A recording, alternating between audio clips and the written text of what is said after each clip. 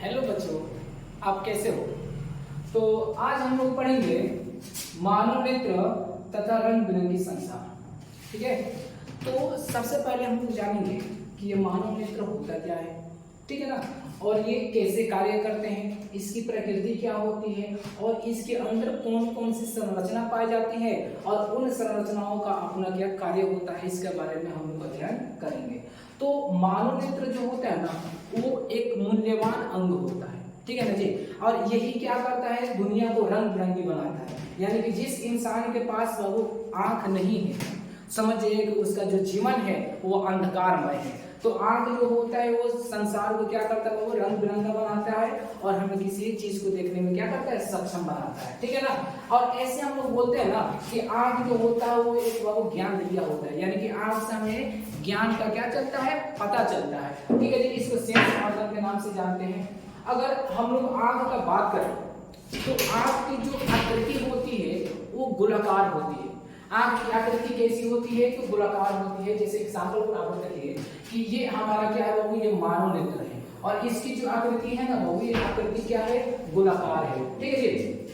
अगर इसका व्यास का बात किया जाए तो इसका व्यास होता है वो 2.3 सेंटीमीटर की होती है। मानव नेत्र का व्यास कितना होता है, वो 2.3 सेंटीमीटर होता है। ये काफी इंपोर्टेंट ये पॉइंट है, क्योंकि ये कई बार एग्जाम में पूछ दिया है कि मानव नेत्र का व्यास कितना सेंटीमीटर का होता है या कितना का होता है, तो वहां पे हम लोग क्या बताएंगे, 2.3 सेंटीमीटर। ठीक है जी।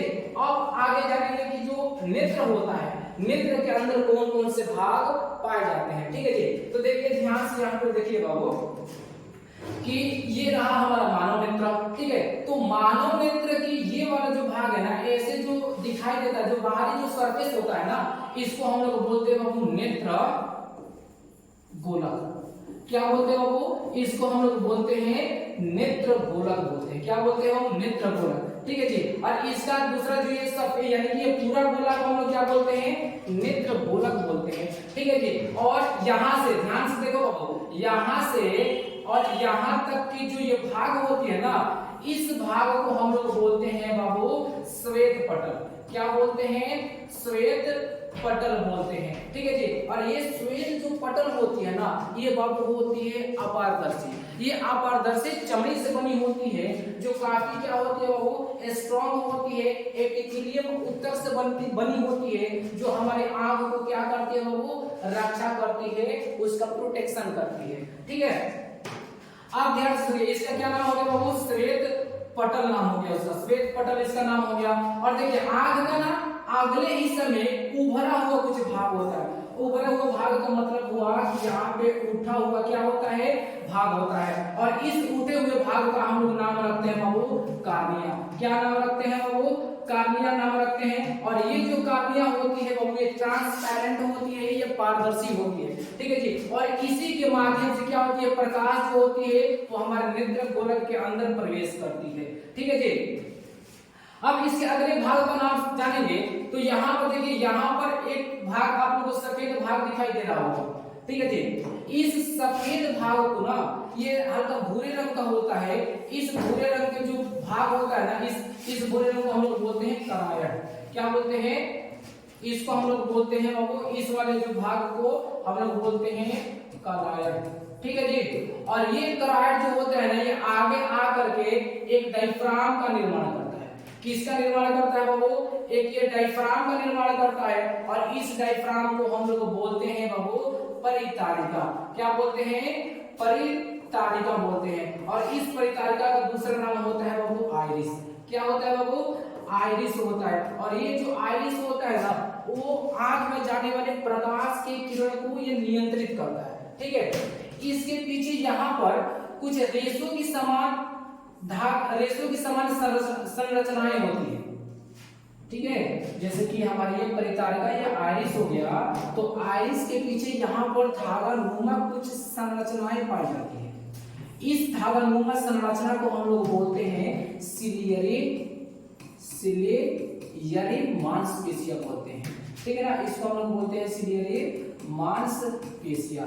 और ये सिलियरी जो मांसपेशियां होती है ना, इसके अंदर एक खासियत होती है ये क्या करती है बाबू, ये ना इसके अंदर संकुचन तथा शीतलन की प्रक्रिया होती है, जिससे ये क्या करती है ना कि यहाँ पर जो लेंस लटका हुआ होता है ना, उस लेंस की आकृति को ये क्या कर देता है बाबू, कभी घटा देता है तो कभी बढ़ा देता है। तो अब आपके मन में ऐसा सवाल आता होगा कि सर ये जो सिलियरी मांसपेशियां है ये लेंस को घटाता और बढ़ाता क्यों है? तो देखो बाबू, जब हम लोग नजदीक या दूर की जब वस्तु को देखते हैं तो उस वस्तु को देखने के लिए आंख का जो लेंस होता है ना उसको फोकसित करता है। तो नजदीक के वस्तु रहेगा तो उसको भी फोकसित करेगा, दूर की वस्तु को रहेगा उसको भी फोकसित करेगा।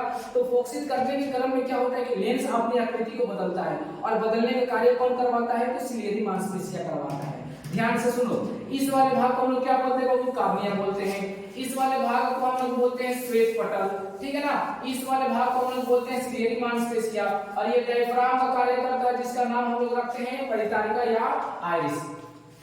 और इसको हम लोग बोलते हैं करायड, और करायड आगे जाकर के डायफ्राम बनाता है जो सिलियरी मांसपेशिया होता है। और इसके आंतरिक दीवार में एक और संरचना होती है, इस संरचना को हम लोग बोलते हैं बाबू रेटिना। क्या बोलते हैं बाबू? रेटिना, या इसको हम लोग बोलते हैं दृष्टि पटल। क्या बोलते हैं बाबू? दृष्टि पटल बोलते हैं। और इस दृष्टि पटल पर ही जब हम लोग किसी वस्तु को देखते हैं तो उस वस्तु का यहाँ पे प्रतिबिंब बनता है, ठीक है ना। अब बाबू ध्यान दो, यहाँ पर ये जो डायफ्राम है ना, यहाँ पे जो डायफ्राम आपको दिख रहा है, ये क्या बोलते हैं परितारिका या आइरिस, ये क्या करता है ना कि ये प्रकाश को अपने से होकर के जाने, मतलब प्रकाश के किरणों को नियंत्रित करता है, ठीक है। तो प्रकाश के किरणों को नियंत्रित करता है तो यहाँ पर एक ये छिद्र का निर्माण होता है, और इसी छिद्र से होकर के लेंस के पास प्रकाश जाता है। तो इस छिद्र को हम लोग कहते हैं बाबू पुतली, पुपिल बोलते हैं इसको। इस छिद्र को हम लोग क्या बोलते हैं? वो पुतली। अब पुतली जो होता है ना, ये इसकी आकृति जो होती है लगातार घटती और बढ़ती रहती है। ध्यान से सुनो, ये कार्निया हो गया, ये कार्निया हो गया, और ये हमारा क्या हो गया बाबू? ये हमारा पुतली हो गया, ये लेंस हो गया। तो देखो यहाँ लेंस और कार्निया के बीच में यहाँ पे ना कुछ द्रव्य पदार्थ पाए जाते हैं, और इस द्रव्य पदार्थ को हम लोग बोलते हैं जलीय द्रव, जलीय द्रव बोलते हैं, या इसको हम लोग एक और नाम से जानते हैं जिसको बोलते हैं हम लोग नेत्रोल। तो कई बार आप लोग एग्जाम में ऐसा पूछा गया है कि नेत्र लेंस तथा कार्निया के बीच जो द्रव्य पाया जाता है उस द्रव को क्या कहा जाता है? तो उस द्रव को बाबू जलीय द्रव या नेत्रोल के नाम से जाना जाता है। एक और बात को ध्यान दो, यहाँ से यहाँ पे आप लोग ये वाला जो सरफेस है, ये वाला जो सतह है, इसको हम बताए हैं बाबू रेटिना। और यहाँ पर देखो बाबू हमारा लेंस हो गया। तो रेटिना और लेंस के बीच में भी कुछ द्रव पाए जाते हैं, और ये जो द्रव होते हैं ना, ये हल्का गाढ़े कलर का होते हैं, ठीक है ना। तो इस द्रव का नाम होता है बाबू कचाव, कचाव द्रव। कचाव द्रव इसमें भरा होता है, ठीक है। अब बाबू ध्यान दो कि जब इसमें प्रकाश आता है तो ये प्रकाश को ये लेंस क्या करता है? इस पे यानी कि इस रेटिना में फोकसित करता है, फिर प्रतिबिंब बनता है। तो प्रतिबिंब बनता है तो हमें देखने की आवाज कैसे होता है? तो जब इस रेटिना को प्रतिबिंब बनेगा ना, तो ये रेटिना क्या करती है? एक संवेदना उत्पन्न करती है। ये रेटिना क्या उत्पन्न करती है? तो एक बाबू संवेदना उत्पन्न करती है, एक संवेदना उत्पन्न करेगी, और उस संवेदना को दृक तंत्र या इसको बोलते हैं हम लोग प्रकाश स्नायु, प्रकाश स्नायु तंत्र के द्वारा ये क्या करेगी? सिग्नल भेजेगी हमारे मस्तिष्क के पास। कहां सिग्नल भेजेगी? मस्तिष्क के पास सिग्नल भेजेगी, तब हमें उस वस्तु को देखने का आभास होगा, ठीक है। तो इस प्रकार होती है हमारे आंख की संरचना, और हमारे आंख के अंदर पाए जाने वाले ये सारे क्या होते हैं? भाग होते हैं, और इन सारे भागों की अपनी अलग अलग कार्य होती है।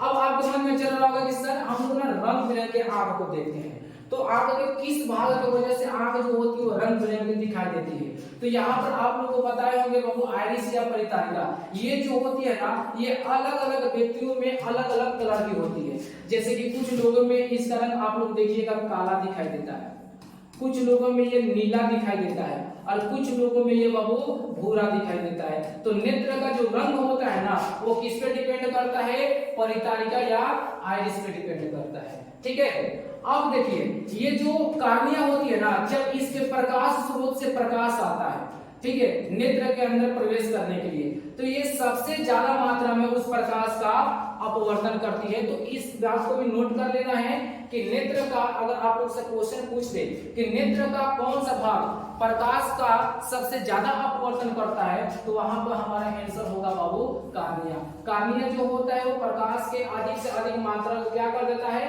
अपवर्तित कर देता है।